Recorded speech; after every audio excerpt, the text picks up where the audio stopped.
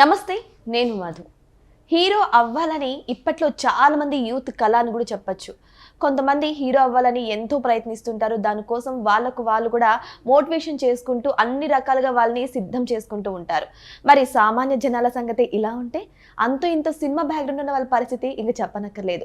చిన్నప్పటి నుంచి వాళ్ళని వాళ్ళు మౌల్ట్ చేసుకుంటూ ఉంటారు సినిమా కోసం. అయితే ఇప్పుడు ఇదే తరుణంలో ఒక అబ్బాయి గురించి చర్చ జరుగుతుంది. ఆ అబ్బాయి పేరే ధృషిక్. సో ఇంతకీ ధృషిక్ ఎవరు, ధృషిక్కి సినిమా ఇండస్ట్రీకి సంబంధం ఏంటి, ఈరోజు మనం తెలుసుకుందాం. ప్రస్తుతం మనతో పాటు ఉన్నారు senior journalist doctor Durga Vadlamani గారు. వారిని అడిగి మరిన్ని విషయాలను తెలుసుకుందాం. నమస్తే మేడం. నమస్తే అండి మేడం, అసలు ఎవరు మేడం ఈ ధృషిక్కి సినిమా ఇండస్ట్రీకి ఏంటి సంబంధం? ధృషిక్ ఎవరనే తర్వాత చెప్తాను.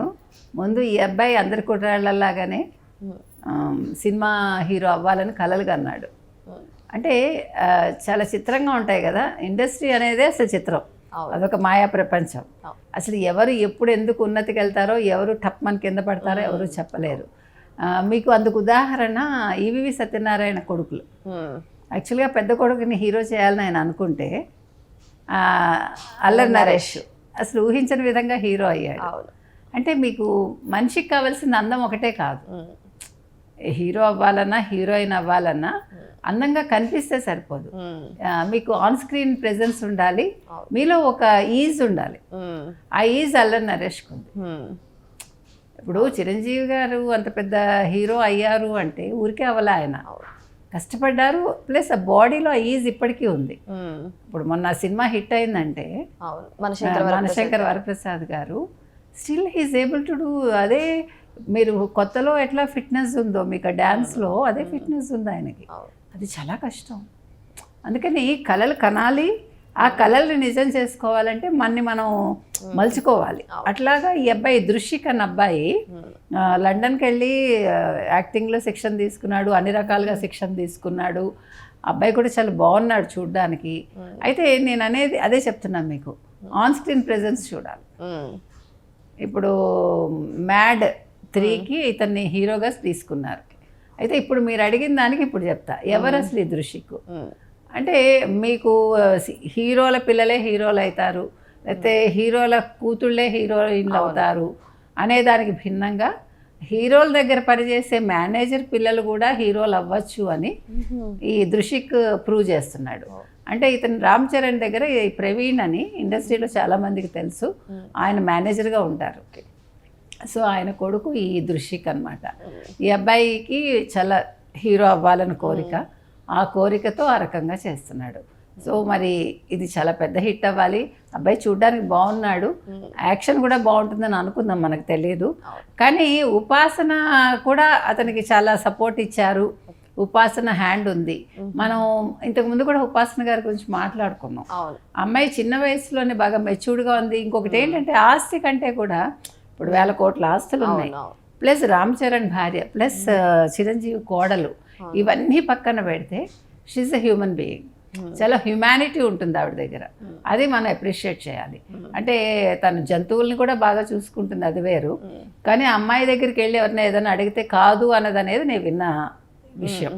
అంటే తను అపోలోలో కూడా చాలామంది వెళ్ళి మాకు ఫీజులు తగ్గించండి, మేము భరించలేమంటే ఆవిడ చేస్తారు. ఎందుకంటే మా పక్క వాళ్ళే నాకు చాలా ఎగ్జాంపుల్, ఒకళ్ళిద్దరు.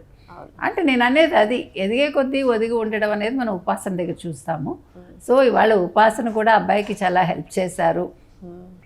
అతను లండన్ వెళ్ళి శిక్షణ తీసుకోవడంలో కావచ్చు, లేకపోతే అన్ని రకాలుగా కూడా. సో లెట్ us హోప్ ధృషిక్కి will be a good hero. ఒక కొత్త హీరో మళ్ళీ ఇండస్ట్రీకి పరిచయం అవుతున్నారని అనుకోవచ్చు మనం. మ్యాడ్ అనగానే అందరికి కామెడీ ఫిలిమే గుర్తొస్తుంది మేడం. మ్యాడ్ 1లో 2లో ఎన్టీఆర్ గారి బామ్మర్దిని పెట్టేసేసి హిట్ తెచ్చుకున్నారు, చాలా పేరు తెచ్చుకున్నారు. మరి ధృషిక్ కూడా తన ఫస్ట్ ఎంట్రీ మాత్రం ఒక కామెడీ ఫిలింలో పెట్టబోతున్నారు, అది కూడా మెగా ఫ్యామిలీ సపోర్ట్తో మేడం. ఎందుకంటే ఉపాసన గారు ఎంత సపోర్ట్ చేసింటే ఆయన అంత ట్రైన్ అయ్యే వస్తారు మేడం. మరి కామెడీ సీన్కి ఈయన సెట్ అవుతారంటారా? ఖచ్చితంగా అవుతారు, మనం చెప్పలేము. అదే మీకు చెప్తున్నా, బాడీ లాంగ్వేజ్ అనేది ఏ రకంగా ఉంటుందో మనం చెప్పలేము. సో ఇతను మొహం చూస్తే చాలా బాగుంది, మనం చూసాం అతన్ని ఫోటో చూస్తే బాగుంది. అదే స్క్రీన్ ప్రెజెన్స్ కూడా ఉంటే, ఆ బాడీలో ఆ ఈజ్ ఉంటే ఖచ్చితంగా మీకు అది కూడా మంచిదే. అసలు మీకు ఏమంటారు, హాస్యంతో చేయటం అనేది చాలా కష్టం. మనం అనుకుంటాం అదేముంది చాలా తేలికని. ఇప్పుడు బ్రహ్మానందం అనే వ్యక్తి ఇవాళ ఎన్ని memes without him no meme అవును, కదా. It's true. అంటే ఆయన తలుచుకుంటేనే మనకు నవ్వు వస్తుంది. అవును. అవునా? అది కావాలి. అన్ని వేల పైగా 1200 పైగా సినిమాలు చేశారు ఆయన. ఆయనకి ఎన్నో రికార్డ్స్ ఉన్నాయి, వరల్డ్ రికార్డ్స్. అలాగే ఈ అబ్బాయి కూడా, అంటే బ్రహ్మానందం గారు హాస్య పాత్రలు చేసిన ఈ అబ్బాయి హీరోగా అవ్వాలనుకుంటున్నా. మీకు ఇందాకే చెప్పా, చిరంజీవి గురించి చెప్పాను, అల్లరి నరేష్ గురించి చెప్పాను. సో చెప్పలేం, వాళ్ళ అదృష్టాలు. అబ్బాయికి అదృష్టం బాగుంటే ఖచ్చితంగా అవుతాడు. మీరు అదృష్టం అంటున్నారండి అంటారు. అదృష్టం అంటే అదేదో లక్ అని కాదు, అంటే మనం చూడలేంది అది. అబ్బాయి అవ్వచ్చు అది, కాబట్టి ఖచ్చితంగా హీరో అవుతాడేమో. చాలా మంది బ్యాక్గ్రౌండ్ ఉన్న వాళ్ళ విషయం పక్కన పెట్టేస్తే, అంటే వాళ్ళ తండ్రి సినిమా హీరోనో డైరెక్టరో ఇలా బ్యాక్గ్రౌండ్ ఉన్న విషయాలు పక్కన పెట్టేస్తే, స్వతహాగా పైకి రావాలంటే ఇండస్ట్రీలో చాలా కష్టం మేడం. ఎన్నో ఒడిదుడుకులు ఎదుర్కోవాలని కూడా చాలా మంది చెప్తూ ఉంటారు. మరి ఈ అబ్బాయి ఒక మేనేజర్ కొడుకు. సో ఈ అబ్బాయి కూడా ఈ ఫిలింతోనే కాకుండా ఇంకా ముందు కూడా దూసుకెళ్తారు అంటారా? అదే మీరే అన్నారు ఇందాక మెగా ఫ్యామిలీ అండ ఉందని. ఇంకా వాళ్ళ అండ ఉన్నాక ఇంకా మీకు చెప్పాల్సిన పనే ఉంది. అందులో ఉపాసన అనుకుంటే చిరంజీవి గారు ఏమన్నా కాదంటారా? చిరంజీవి గారు ఫ్యాన్స్ ఉంటారు, రామ్ చరణ్ గారు ఫ్యాన్స్ ఉంటారు, మొత్తం మెగా ఫ్యాన్స్ ఉంటారు. వాళ్ళందరూ తలుచుకుంటే ఈ అబ్బాయిని హీరో చేసేస్తారు. సో ఇతని రొట్టె విరిగి నేతలో పట్టం అంటారు చూడండి, అట్లా కావచ్చు. సో ఇతను అన్ని రకాలుగా కూడా అదృష్టవంతుడు అవ్వాలని, అదృష్టవంతుడని మనం చెప్పచ్చు. సో ఏదేమైనా సరే ఇప్పుడు దృషిక్ విషయం మాత్రం హైలైట్గా నిలుస్తుంది. మెగా ఫ్యామిలీ అండతో అయితే ఇప్పుడు ఆయన హీరోగా ఫస్ట్ స్టెప్ అయితే వేయబోతున్నారు. మరి ఈ సినిమా కూడా హిట్ అవ్వాలని మనం కోరుకుందాం. ఇలాగే మరిన్ని సినిమాల్లో మంచి మంచి ఆఫర్స్ వచ్చి మంచి పాపులారిటీ కూడా సొంతం చేసుకోవాలని మనం ఆశిద్దాం. Thank you so much. Thank you.